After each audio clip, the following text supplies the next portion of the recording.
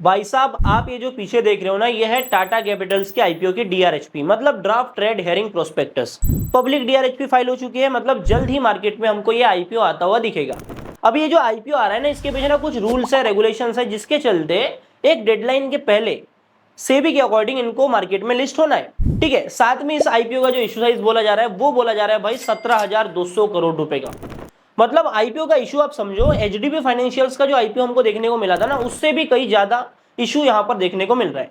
और जब भी 15,000 करोड़ के ऊपर का इशू साइज होता है किसी भी आईपीओ का, तो वहां पर आप समझो कि भाई अगर उतना तगड़ा जीएमपी नहीं देखने को मिला, अगर मतलब पैसा डबल वाला आईपीओ नहीं हुआ, क्योंकि 17,000 करोड़ का आईपीओ पैसा डबल वाला होता नहीं है। ठीक है, तो कहीं ना कहीं यहां पर रिटेल इन्वेस्टर्स को अलॉटमेंट के चांसेस जो है ना वो काफी ज्यादा बढ़ जाते हैं। तो क्लियर कट बात है कि भाई इस वाले आईपीओ में अलॉटमेंट मिलने के चांस काफी ज्यादा है रिटेल इन्वेस्टर्स के। तो हम क्या करेंगे, यहां पर देखो एक्चुअल में जो डेट निकल के आ रही है इनके डेडलाइन के हिसाब से आईपीओ की, उसकी बात करेंगे। साथ में अपन रिसेंट टाइम में कंपनी ने कोई राइट इशू करा है क्या, कोई ओएफएस करा है क्या, इससे अपन ये पता लगाएंगे कि कंपनी क्या एक्सपेक्ट कर रही है कि एक्चुअल में टाटा कैपिटल्स की वैल्यूएशन कितनी होनी चाहिए, कंपनी की कीमत कितनी होनी चाहिए।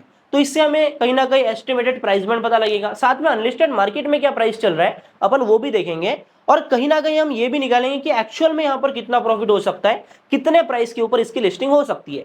और जैसे कि हम हर बार करते हैं, पूरा चीड़फाड़ एनालिसिस डेटा को लेकर हम पता करेंगे कि किस वैल्यूएशन के ऊपर कितना प्राइस टू अर्निंग रेशियो हो रहा है, कैसे मार्केट में यहाँ पर इसकी वैल्यूएशन ओवरऑल दिखाई दे रही है। तो सीधा वीडियो को स्टार्ट करते हैं। सबसे पहले बात करते हैं अपन इसके डेट की। तो जैसे कि हमें ऑलरेडी पता है कि टाटा कैपिटल्स को मार्केट में लिस्ट होने की जरूरत कुछ भी नहीं थी। सेबी के नॉर्म्स है कि जितनी भी अपर लेयर एनबीएफसीज है उनको सितंबर 2025 से पहले मार्केट में लिस्ट होना है। और इसी रूल के चलते हमको कहीं ना कहीं एचडीबी फाइनेंशियल्स मार्केट में लिस्ट होती हुई ऑलरेडी दिखी है। और हीरो फिनकॉर्प का भी आईपीओ आने वाले टाइम में आने वाला है, हो सकता है कि इसी महीने आ जाए, जहां पर हमको शेयर होल्डर कोटा भी देखने को मिलेगा। तो अभी अपन सीधा आते हैं टाटा कैपिटल्स के डीआरएचपी के ऊपर और पूरी इन्फॉर्मेशन ले लेते हैं। सबसे पहले अपन बात करेंगे फ्रेश इशू की। देखो ये जो आईपीओ है ना, ये फ्रेश इशू और ऑफर फॉर सेल का कॉम्बिनेशन होने वाला है। मतलब कुछ पैसा कंपनी जो उठाएगी वो कंपनी की ग्रोथ में लगेगा। साथ में टाटा सन्स हो गया, मतलब एग्जिस्टिंग प्रमोटर्स जो है टाटा कैपिटल्स के, वो अपना स्टेक मार्केट में सेल करके जाएंगे। क्योंकि सेबी के रूल्स है, कहीं ना कहीं प्रमोटर्स को अपनी जो स्टेक है, अपनी शेयर होल्डिंग है इस कंपनी में टाटा कैपिटल्स में कम करना पड़ेगा। ठीक है, तो यहां पर आप क्लियरली देख सकते हो 21 करोड़ इक्विटी शेयर्स का फ्रेश इशू इस आईपीओ में होने वाला है। साथ में अपन ओएफएस की बात करें, ऑफर फॉर सेल की बात करें, तो 26.58 करोड़ इक्विटी शेयर्स इस आईपीओ में बिकने वाले हैं। कंपनी के एग्जिस्टिंग शेयर होल्डर इतने शेयर्स को सेल करके जाएंगे। तो सिंपल से अपन कैलकुलेट कर लेते हैं, तो ये आपका आंकड़ा निकल के आ जाएगा 21 प्लस 26, ये हो जाएगा भाई 47.58 करोड़। अभी हमारे पास में total number of equity shares निकल के आ गए कि इस आईपीओ में कितने शेयर्स बिकने वाले हैं। ठीक है, तो यहां पर 47.58 करोड़ इक्विटी शेयर्स का सेल होने वाला है। और आपको एक चीज यहां पर ध्यान रखना है, ये होने वाला है भाई अप टू। ठीक है, आप यहां पर क्लियरली देखोगे तो यहां पर मेंशन किया हुआ है अप टू। अभी ये तो डीआरएचपी है, डीआरएचपी के बाद में क्या आता है, आरएचपी। ये ड्राफ्ट रेड हेरिंग प्रोस्पेक्टस है, इसके बाद में आएगा रेड हेरिंग प्रोस्पेक्टस। तो वहां पर हमको ये पक्के नंबर्स देखने को मिलेंगे। अभी हो सकता है कि ये 47.58 करोड़ इक्विटी शेयर जो यहाँ पर सेल हो रहे हैं ना, इसका नंबर थोड़ा कम हो सकता है। तो अभी हमारे पास में जो नंबर है, जो डेटा है, अपन उसके हिसाब से निकालेंगे। तो हम क्या करते हैं, अब ये 47.58 करोड़ जो इक्विटी शेयर्स है, इसका जो इशू मार्केट में निकल के आ रहा है, बोला जा रहा है कि लगभग 17,200 करोड़ रुपए का ये इशू हो सकता है। तो हम अगर डायरेक्टली इसको डिवाइड कर देंगे तो हमें एक शेयर की प्राइस यहां पर हमारे लिए निकल के आ जाएगी। तो आपका एक शेयर का प्राइस यहां पर निकल के आता है 360 रुपए। तो कहीं ना कहीं प्राइस बैंड इसके आजू बाजू होना चाहिए। अभी आप एक चीज समझो, ये जो अप टू बोला है ना, तो ये मैक्सिमम कैप हो गई, इससे ज्यादा शेयर जो है आईपीओ में सेल नहीं हो सकता है कि ये कम ही हो जाए। अभी अगर ये कम हो गया तो ये जो प्राइस बैंड है ना ये बढ़ जाएगा। तो हमें एक रिलेशन पता चल गया कि नंबर ऑफ इक्विटी शेयर्स ऊपर नहीं जा सकते, नंबर ऑफ इक्विटी शेयर नीचे ही जा सकते हैं। और एस्टिमेटेड जो इशू है वो 17,200 करोड़ का है। तो कहीं ना कहीं हम अराउंड पकड़ के चलते 360 रुपीज पर शेयर की प्राइस यहां पर निकल के आ रही है, या फिर 360 और 360 प्लस थोड़ा अमाउंट यहां पर बढ़ने वाला है, क्योंकि अगर इक्विटी शेयर कम हो जाएंगे तो ये अमाउंट बढ़ जाएगा।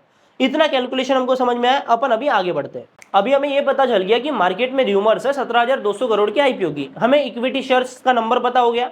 तो हमने निकाल दिया कि भाई 360 रुपए के करीब प्राइस देखने को मिल रही है। अभी एक और कमाल की बात आपके ऊपर फेंक के मारता हूं, देखो अभी कौन सा महीना चल रहा है, सितंबर, और थोड़ा पीछे जाते हैं, जुलाई 2025। जुलाई 2025 में आ जाओ।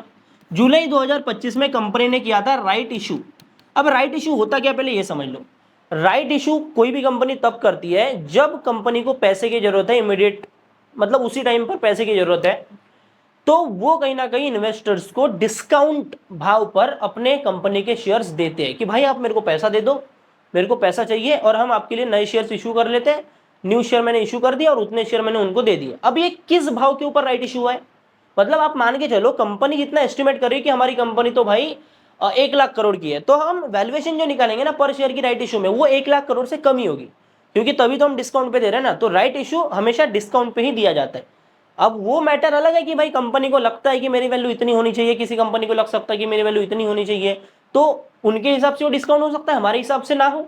तो ये परसेप्शन अलग अलग होता है, क्योंकि एट द एंड जब तक कि कोई कंपनी मार्केट में लिस्टेड नहीं है तो कंपनी के ओनर्स के पास में, शेयर होल्डर्स के पास में ही उसका लाइसेंस है कि वो बता दे कि भाई मेरी कंपनी कितने की है। बाकी जब मार्केट में लिस्ट हो गया तो पब्लिक तो उटक पटक करके उसको वैल्यूएशन पे ला ही देती है ना। तो समझने की कोशिश करो, ठीक है।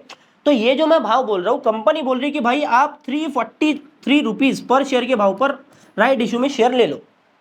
हाँ, अभी ये कमाल का नंबर मिल गया अपने को। ये जो नंबर है, कंपनी जो बोल रही थी कि भाई हमारे एक शेयर की प्राइस जो है वो निकल के आ रही है 343, और हमारा जो कैलकुलेशन निकल के आ रहा है वो बोल रहा है कि भाई 360 रुपए के करीब यहाँ पर शेयर प्राइस निकल के आएगा। तो हमें ये समझ में आ रहा है कि हो सकता है कि कंपनी प्राइस बैंड एस्टिमेट कर रही थी कि भाई मैं 360 रुपए, 360 से 340 का जो प्राइस बैंड है वो लेके आऊँ, तो मैं कहीं ना कहीं जुलाई में इनको इतने डिस्काउंट के ऊपर दे सकता हूँ। अभी ये जो नंबर हमको पता चल गया ना, तो यहां से कंपनी ज्यादा दूर जा नहीं सकती, क्योंकि ऐसा तो नहीं कि भाई एकदम से 450-500 रुपए का प्राइस बढ़ आ जाएगा, नहीं, क्योंकि इन्होंने जुलाई में 343 रुपए पर शेयर के प्राइस पर राइट इशू किया है, तो कंपनी कहीं ना कहीं उसके आजू बाजू ही अपना वैल्यूएशन को देख रही है। अभी क्लियरली हमको इतना समझ में आ गया। अभी एक और खेल खेलते हैं, अगर हमें total number of equity shares पता चल जाए ना तो मजा आ जाए। इसके लिए मैंने मार्केट में रिसर्च भी किया। Total number of equity shares as per 2024 के हिसाब से इनके निकल के आ रहे थे 347 करोड़। तो 347 करोड़ इक्विटी शेयर्स है, तो उसमें से ये लगभग 47.58 करोड़ का जो है आईपीओ में सेल कर रहे हैं, ठीक है। इतना लॉजिकल निकल के आता है, ठीक है। लेकिन एक्चुअल में ये 2024 का डेटा है, हमको रिसेंट डेटा चाहिए। तो इसके लिए हमने क्या किया, हम किसी वेबसाइट के ऊपर गए, कोई भी अनलिस्टेड, कोई स्पॉन्सर्ड वीडियो नहीं, कोई भी वेबसाइट पे मैं गया, वहां पर देख लिया कि भाई अभी के टाइम पर अनलिस्टेड मार्केट में टाटा कैपिटल्स की शेयर प्राइस क्या चल रही है। तो अभी के टाइम पर एक शेयर की प्राइस है टाटा कैपिटल्स की 800 रुपए। हम प्राइस बैंड कहाँ बोल रहे हैं, प्राइस बैंड तो हम बोल रहे हैं लगभग 360 से 400 रुपए का प्राइस बैंड बोल रहे हैं। मैं 400 रुपए बोल रहा था एक्चुअली, क्योंकि देखो अप टू मैंने आपको बोला, ठीक है, अप टू अगर कम हो जाएगा तो ये नंबर बढ़ जाएगा, ठीक है। तो ये हो सकता है कि 400 रुपए तक प्राइस बढ़ जाए। मैं ये बोला ना आपको 360 रुपए जो है मिनिमम है, और ये मिनिमम हम इसलिए पकड़ रहे हैं क्योंकि 343 पे तो इन्होंने राइट इशू किया था, जो कि डिस्काउंटेड भाव पे होता है, जो कि 2 महीने पहला हुआ है, ठीक है।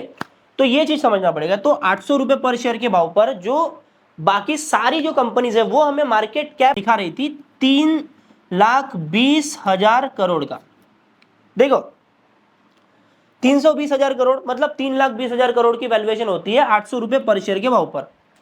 तो अगर मैं मार्केट कैप को पर शेयर के प्राइस से डिवाइड कर लूं तो मेरे को equity number of equity shares नहीं मिलेगा, मिलेगा बिल्कुल।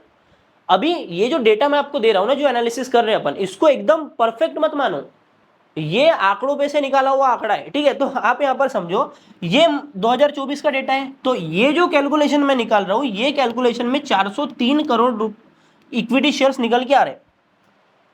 तो लॉजिकल तो लग रहा है, 2024 में नंबर ऑफ इक्विटी शेयर इतने थे, 2025 में 403 करोड़ हो गए होंगे, ठीक है, क्योंकि राइट इशू करी, नए शेयर इशू करी, साथ में काफी सारे तरीके से कोई भी कंपनी इक्विटी शेयर जो है वो नए नए इशू करते जाती है, तो नंबर ऑफ इक्विटी शेयर किसी भी कंपनी के बढ़ते होते हैं। तो मैं रफ फिगर पकड़ लेता हूँ कि भाई 400 करोड़ के करीब, ठीक है, ये कोई कंफर्म डेटा नहीं, 400 करोड़ के करीब मार्केट में इनके इक्विटी शेयर्स है, नंबर ऑफ इक्विटी शेयर्स है।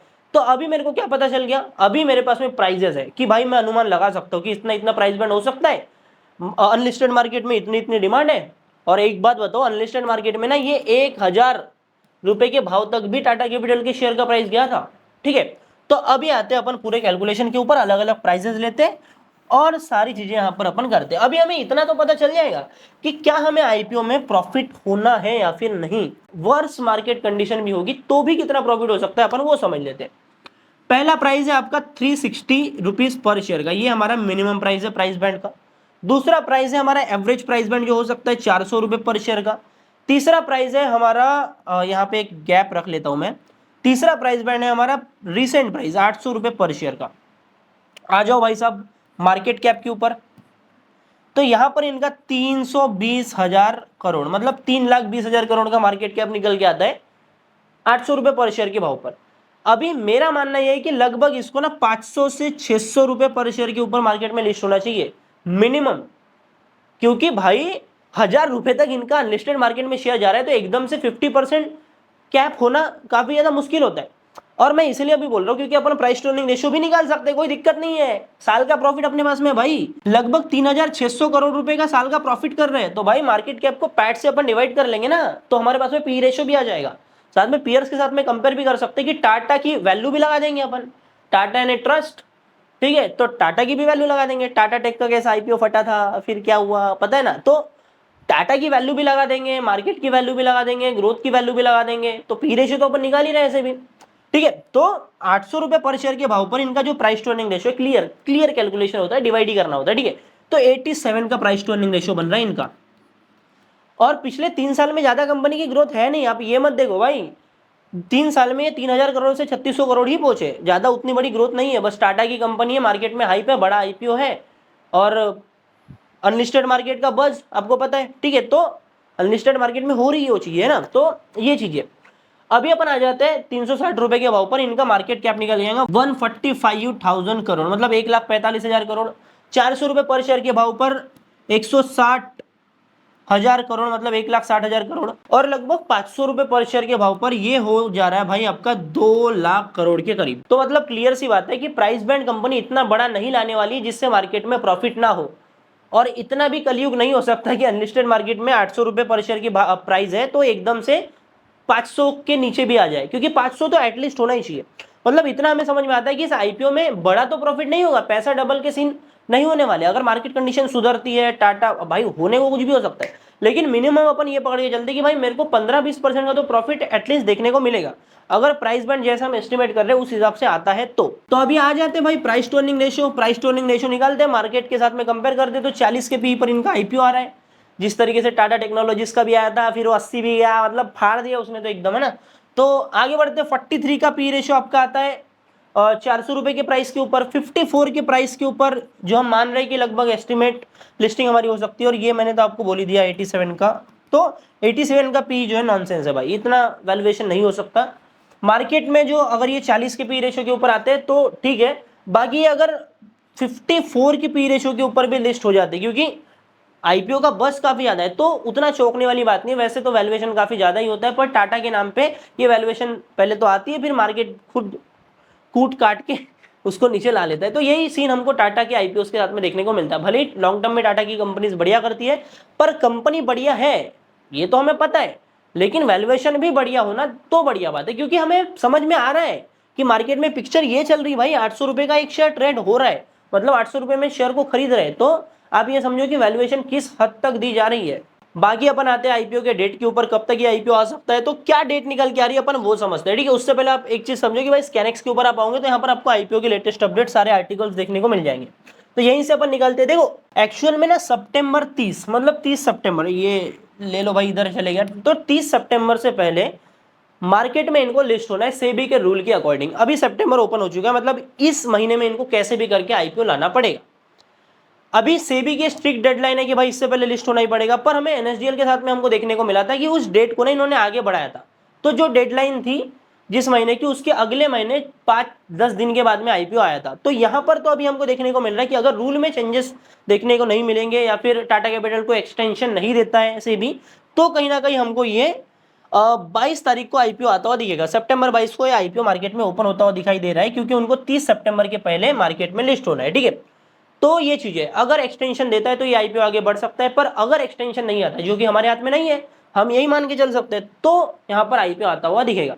अभी कॉन्फिडेंशियल डीआरएचपी इन्होंने फाइल किया, इनको अप्रूवल मिला, अभी पब्लिक डीआरएचपी भी इन्होंने फाइल कर दिया, तो आईपीओ के लिए रेडी है, मतलब आईपीओ के लिए कोई दिक्कत नहीं है। बाकी हो सकता है कि मार्केट कंडीशन देखकर सेबी को बोले कि भाई नहीं अभी हम नहीं ला सकते, तो ये चीजें हो सकती है, एक्सटेंशन थोड़ा मिल सकता है। बाकी अभी आईपीओ मार्केट में मारामारी है, क्योंकि मार्केट उतना ज्यादा स्टेबल नहीं है, तो दिक्कतों का सामना करना पड़ सकता है। बाकी आई होप कि आईपीओ जल्दी आए। बाकी आपको सारी चीजें समझ में आ गई। वीडियो अगर अच्छा लगा तो वीडियो को एक लाइक करके कमेंट बॉक्स में ना कुछ भी लिख दो भाई, जैसा भी वीडियो लगता है, जो भी आपका ओपिनियन है। बाकी मिलता हूं मैं आपसे अगले नए वीडियो में, तब तक के लिए बाय बाय, टाटा, जय हिंद, जय भारत।